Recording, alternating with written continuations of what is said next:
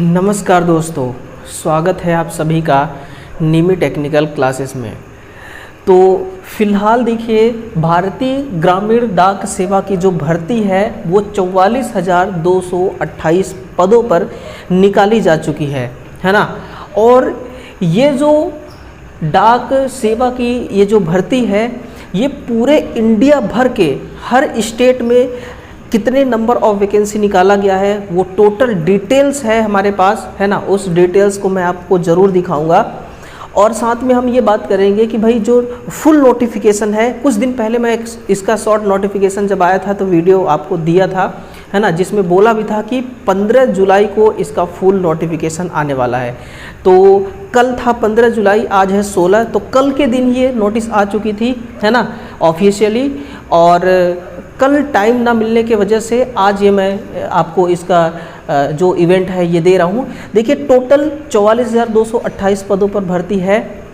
क्या क्या एलिजिबिलिटी है, क्या एज लिमिट रखा गया है और सिलेक्शन प्रोसेस इसका क्या है ना। इन सभी बातों पर हम बात करेंगे और साथ में कि कौन कौन फॉर्म अप्लाई कर सकता है ना, क्या योग्यता होना चाहिए, सब कुछ बात करेंगे।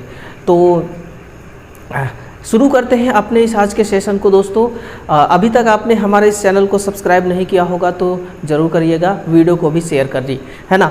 देखिए, सबसे पहले तो मैं आपको इसके साइट पर ले चलता हूं, जो जीडीसी की साइट है ना, उसके साइट पर ले चलता हूं। उससे पहले दोस्तों मैं आपको कुछ और ही दिखाना चाहूँगा। देखिएगा,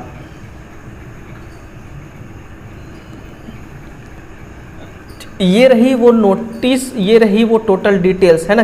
कितना है वैकेंसी टोटल इसमें दिया हुआ है, आप ध्यान से देखिए। थोड़ा सा मैं इसको और छोटा करना चाहूँ, ऐसे। ये देखिए, टोटल नंबर ऑफ वैकेंसी किस स्टेट में कितना है वो आप देखिएगा, ठीक है। देखिए, सब है आंध्र प्रदेश में है। आंध्र प्रदेश में टोटल 1300 कितना है, 1355 है। फिर आसाम में है आपका 746, है ना। आसाम में है 746। आसाम कितने हैं, 1 2 3 4, है ना। इंग्लिश हिंदी जहाँ चलती है वो भी, बोडो और बंगाली, बंगला, है ना, असमिया, तो ये सब आसाम में है। अलग अलग टोटल नंबर ऑफ वैकेंसी निकाला गया है। और हम अपने देखते हैं मध्य प्रदेश का, ठीक है ना। ये रही आपके मध्य प्रदेश की। तो मध्य प्रदेश में टोटल नंबर ऑफ वैकेंसी कितना है, 4011, है ना, 4011। और सबसे ज़्यादा वैकेंसी देखिए ये रही 4588। ये कौन सी है, ये रही आपकी उत्तर प्रदेश, है ना, 4588 पदों पर। और टोटल मिला करके यहाँ पर है आपका 44,228 पद, 44,228 पद, है ना। तो ये तो आपका वो ब्यौरा रहा कि किस स्टेट के लिए कितना यहाँ पर वैकेंसी निकाली गई है और कैटेगरी वाइज यहाँ पर निकाली गई है। अनरिजर्व के लिए कितना है, किस स्टेट में, OBC, SC, ST, EWS, PWD, है ना, इन सभी के लिए ये टोटल डिटेल्स था। अब मैं आपको ले चलता हूँ जीडीसी के साइट पे, ग्रामीण डाक सेवा के साइट पे, है ना। वहाँ से हम देखते हैं कि भाई क्या है मामला। तो ये देखिए, ये आ चुके हैं हम जीडीसी के साइट पे, ठीक है ना, ग्रामीण डाक सेवक। और यहाँ पर ये जो आपको दिखाई दे रहा है ये न्यू वाला ऑप्शन, है ना, न्यू वाला ऑप्शन, जिसमें जीडीसी ऑनलाइन इंगेजमेंट शेड्यूल जुलाई 2024, पोस्ट 44,228, है ना, 44,228 है। तो जैसे मैं इसको क्लिक करूँगा, देखिए, जैसे मैं इसको क्लिक करूँगा, है ना, क्लिक करते ही एक इसका नोटिफिकेशन डाउनलोड हो जाएगी। ये देखिए, ये नोटिफिकेशन इसका आ गया, है ना, ये नोटिफिकेशन आ गया। तो आइए देखते हैं क्या क्या एलिजिबिलिटी क्राइटेरिया इसमें रखा गया है, एज लिमिट क्या क्या है ना, और क्वालिफिकेशन क्या होना चाहिए। इसके अलावा किस प्रकार से सिलेक्शन प्रोसेस है ना, मेरिट लिस्ट जो है ये किस प्रकार से होगा, कि आपका एग्ज़ाम होने वाला है या नहीं होने वाला, ये सब कुछ बात करेंगे, ठीक है ना। तो ministry of communication department of post, इसके तरफ से इसको रिलीज़ किया गया है। और डाक भवन, संसद भवन, न्यू दिल्ली, ये सब कंफर्म करने के लिए लिखा होता है कि मतलब ये नोटिस आई कहाँ से है, ठीक है। देखिए, ग्रामीण डाक सेवक जीडीसी ऑनलाइन एंगेजमेंट शेड्यूल जुलाई 2024 है, ठीक है ना। और इसमें कितने पोस्ट हैं? पहला तो आपका है जीडीसी ग्रामीण डाक सेवक का, और दूसरा है बीपीएम जिसको कहते हैं ब्रांच पोस्ट मास्टर, और तीसरा है ABPM assistant branch post master, है ना, जिसको हम कहते हैं डाक सेवक। तो 3 यहाँ पर भर्तियाँ हैं दोस्तों, है ना, 3 यहाँ पर पोस्ट है, भर्ती तो एक ही है, ठीक। और जो चीज़ ज़रूरी है उसे मैं आपको दिखाता हूँ। बाकी यहाँ पर देखिए रजिस्ट्रेशन करने के लिए 15/7/2024 यानी कि कल से स्टार्ट हो चुकी है और 5 अगस्त 2024 तक चलने वाली है। और करेक्शन विंडो जो है ये 6/8 से लेकर के 8/8 तक, है ना, 6, 7, 8 3 दिन तक यहाँ पर ओपन रहने वाली है, ठीक है। और ये जॉब प्रोफाइल वगैरह सब कुछ दिया हुआ है। जॉब प्रोफाइल अगर आप देखें तो the application must clearly understand that the GDC are not regular employ, है ना। यहाँ पर ध्यान दीजिएगा, ये क्या बोल रहा है कि जो जीडीसी है ग्रामीण डाक सेवक है ये नॉट रेगुलर, यानी कि आपको क्लियरली ये समझाया गया है कि ये जीडीसी वाली जो पोस्ट है ये रेगुलर एम्प्लॉय वाली पोस्ट नहीं है ना, of the department and their accumulate allowances and their entitlement are not at par with the central government employee, यानी कि ये सेंट्रल गवर्नमेंट एम्प्लॉय के अधीन आप नहीं आएंगे, है ना। और the service condition are government governed by department of post, यानी कि जो ग्रामीण सेवा है भर्ती जो है ये पोस्ट जो है ये रेगुलर एम्प्लॉय नहीं है, है ना, और ना ही ये डिपार्टमेंट जो है ये सेंट्रल गवर्नमेंट एम्प्लॉय के अंतर्गत आती है। और ये सेंट्रल गवर्नमेंट के जितने भी अलाउंसेस होते हैं वो अलाउंसेस भी यहाँ पर लिखा हुआ है नॉट, यानी कि अलाउंसेस भी वो नहीं मिलेगा। हम ये कह सकते हैं कि ये एक प्रकार का, है ना, ये एक प्रकार का ऐसी नौकरी है जो कि पार्ट टाइम कह सकते हैं, जिसको हम क्या कह सकते हैं, पार्ट टाइम नौकरी कह सकते हैं, है ना। और इसमें बोला गया ग्रामीण डाक सेवा कंडक्ट एंड एंगेजमेंट रूल्स 2020 के referred to as GDS rule, यानी कि इस रूल के अंतर्गत इसको निकाला गया है।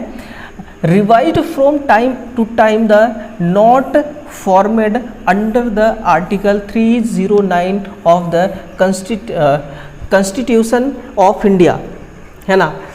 कहने का मतलब ये है कि भैया ये जो भर्ती है ना ये भर्ती बड़ा ही सिंपल भर्ती है, ये सेंट्रल गवर्नमेंट के अधीन ये नहीं आती है, ना ही सेंट्रल गवर्नमेंट के जितने भी आपको अलाउंसेस मतलब कि मिलते हैं वो अलाउंसेस इसमें मिलेंगे। ये है कि एक अपना जीवन यापन हम कह सकते हैं कि आजीविका चलाने के लिए इसमें कुछ पैसे वगैरह मिलेंगे, है ना, जो कि 65 साल तक ये भर्ती है, मतलब कि ये नौकरी रहेगी सिलेक्शन के बाद, और आपको एक जीविका चलाने के लिए कुछ पैसे दिए जाएंगे, है ना, ओवन कॉस्ट कुछ पैसे दिए जाएंगे, ठीक है ना। तो ये बात कही जा रही है। अब इसमें जॉब प्रोफाइल वगैरह भी लिखा हुआ है कि बीपीएम के लिए क्या है कि डे टू डे जो है ये ऑपरेशन जो है ये करना पड़ेगा, है ना, ब्रांच पोस्ट ऑफिस में, यही सब पेमेंट बैंक का भी काम करना पड़ सकता है, ये सब इनका डिटेल्स है। इसके बारे में मैं पहले ही बता चुका हूँ। अब हम आते हैं अपने मेन मुद्दे पर। सैलरी भी बता चुका है, बीपीएम को कितना मिलेगा 12,000 से लेकर के 29,380 के बीच में, ए बीपीएम डाक सेवक को 10,000 रुपये से लेकर 24,470 रुपये के बीच में यहाँ पर सैलरी मिलने वाली है। अब आ जाइए एज लिमिट पर। एज लिमिट 18 मिनिमम है और मैक्सिमम 40 है ना, मैक्सिमम कितना है 40 वर्ष है। वहीं पर रिजर्वेशन भी मिलता है, ये रिजर्वेशन आप अपने अकॉर्डिंग देखिएगा। एजुकेशन क्वालिफिकेशन देखा जाए तो essential qualification for engagement of GDC in secondary school examination pass certificate of 10th standard with passing marks in mathematics and English conduct, यानी कि 10th में आपने 10th कंप्लीट किया है जिसमें कंपलसरी है इंग्लिश और मैथ, इंग्लिश और मैथ के साथ आपका 10वीं कंप्लीट है तो आप इस भर्ती को भर सकते हैं, है ना। इसमें फॉर्म जो है अप्लाई कर सकते हैं। फिर है the applicant should have studied the local language, यानी कि लोकल लैंग्वेज भी आपको आना चाहिए, ठीक है ना, लोकल लैंग्वेज भी आना चाहिए। कहने का मतलब ये है कि आपको प्रेफरेंस भरना होगा, है ना, कि आपको प्रेफरेंस भरना होगा कि भाई आपको अपने नज़दीकी एरिया में सर्विस चाहिए तो प्रेफरेंस भरना होगा, और नज़दीकी एरिया जिस एरिया में आपको चाहिए उस एरिया का आपको लैंग्वेज जो है लोकल लैंग्वेज वो आना चाहिए, है ना। ये बात जो है ये कही गई है इसमें। Other qualification, knowledge of computer, computer का ज्ञान होना चाहिए, साइकिल वगैरह बाइक वाइक चलाने आना चाहिए, है ना, बाकी ये सारी चीज़ें आना चाहिए, लाइवहुड वगैरह। कहने का मतलब कि अदर क्वालिफिकेशन ये कोई सर्टिफिकेट नहीं मांग रहा है ना, ये नॉलेज आपके अंदर होना चाहिए, ये चीज़ आपसे कही जा रही है। और फिर इसके बाद देखा जाए तो और कोई खास नहीं है, अप्लाई कैसे करना है वो चीज़ बता रहा है। एनेक्सर सेकेंड में कैसे कैसे सिलेक्शन क्राइटेरिया आप देखिए, है ना, ये आपके लिए थोड़ा जानना जरूरी है। सिलेक्शन कैसे होगा? The applicant will be short listed for engagement on the basis of A system generated merit list, यानी कि जो इनका सिस्टम है वो जनरेट करेगी मेरिट लिस्ट, शॉर्ट लिस्टेड होंगे। किस आधार पर शॉर्ट लिस्टेड होंगे? कि the merit list will be prepared on the basis of marks obtained conversion of grade points to mark, ठीक है ना, यानी कि जिसका नंबर सबसे ज़्यादा 10th में है, यूँ समझिए उसका सिलेक्शन पक्का है यहाँ पर, ठीक है ना। 10th में जो नंबर है उस नंबर के आधार पर फाइनल मेरिट लिस्ट जो है वो बनाया जाएगा, ठीक है। ये इनका क्या है? Document verification. Marks obtained in cash any applicant appliance with grade points instant of marks application will be liable for cancellation, यानी कि ये रहा, देखिए ये उनका फैक्टर है, ये उनका फॉर्मूला है। अगर ग्रेड A1 है आपका तो ग्रेड पॉइंट जो है A1 को 10 मिलेगा, है ना, और मल्टीप्लिकेशन फैक्टर जो है 9.5, इसको इसमें मल्टीप्लाई करिएगा, जितना आएगा वही ग्रेड 1 का आपका नंबर होगा, परसेंटेज होगा। और A2 ग्रेड का 9 है, B1 का 8 है, B2 का 7 है, C1 का 6 है, C2 का 5 है और D का 4 है, ठीक है। इसके अनुसार आपका यहाँ पर मेरिट लिस्ट जो है वो तैयार किया जाएगा, ठीक है ना। इस भर्ती में देखिए बहुत ज़्यादा धांधली वगैरह भी होता है, बहुत ज़्यादा इसमें धांधली होता है, ठीक है ना। अब देखिए अगर सब कुछ सही तरीके से हुआ तो नौकरी उन्हें ज़रूर मिलेगी जिनका परसेंटेज अच्छा खासा है। ये फिजिकल वेरिफिकेशन डॉक्यूमेंट्स, ठीक है ना। यहाँ पर फॉर्म अप्लाई करने के लिए क्या क्या चाहिए वो देखिए, तो मार्कशीट चाहिए, आइडेंटिफाई प्रूफ चाहिए, कास्ट सर्टिफिकेट, PWD सर्टिफिकेट, है ना, EWS सर्टिफिकेट और ट्रांसजेंडर सर्टिफिकेट, फिर डेट ऑफ बर्थ ये होना चाहिए, इसका प्रूफ चाहिए। मेडिकल सर्टिफिकेट इशू है कोई तो मेडिकल सर्टिफिकेट चाहिए, hospital, government dispensary, government primary health centre कहीं का भी हो चलेगा सर, ठीक है ना। तो ये चीज़ आपके पास होना चाहिए फॉर्म को अप्लाई करने के लिए। फॉर्म अप्लाई कैसे होगा वो सब कुछ दोस्तों इसी के साइट पर लिंक है, उसी लिंक से आप अपने आप को रजिस्टर कर सकते हैं, है ना। चलिए मैं एक बार ले चलता हूँ आपको इनके साइड पे और देखते हैं कि फॉर्म वगैरह जो है वो कैसे अप्लाई होना है ना। देखते हैं कैसे अप्लाई होना है। तो सबसे पहले तो यहाँ पर रजिस्ट्रेशन, इस पर आप क्लिक करेंगे तो ये देखिए रजिस्ट्रेशन के लिए ऑप्शन आ रहा है ना। ये देखिए ये खुल गया, है ना, ये वो पेज जो है वो खुल गया। यहाँ पर मोबाइल नंबर आपको डालना होगा, है ना, अपना ईमेल नंबर डालना होगा, एप्लीकेशन नाम डालना होगा, एप्लीकेंट का नाम, फादर का नाम डालना होगा, फिर date of birth, gender, community, ठीक है ना। कम्युनिटी में क्या दे रहा है, अच्छा मतलब कि किस कैटेगरी से आप आते हैं, है ना। इसके बाद है circle which secondary school passed और year passing secondary school, enter the text so below, है ना। फिर आपका यहाँ पर कैप्चा है, इसको करने के बाद आप सबमिट कर देंगे तो नेक्स्ट स्टेज पर पहुँच जाएंगे, ठीक है ना। तो ये इनका एक प्रोसेस है फॉर्म अप्लाई करने का, ठीक है ना। तो अगर आप इंटरेस्टेड होंगे तो फॉर्म को ज़रूर अप्लाई कीजिएगा, बहुत ही आसान इसमें एलिजिबिलिटी क्राइटेरिया है, ठीक है। तो इस वीडियो को भेजिएगा ज़रूरतमंद लोगों तक और सेशन को लाइक करिएगा, चैनल को सब्सक्राइब करिएगा और साथ में अपना ख्याल रखिएगा। मिलते हैं अगले सेशन में, आपके साथ मुलाकात करते हैं। तब तक के लिए आप सभी को दिल से बहुत बहुत धन्यवाद।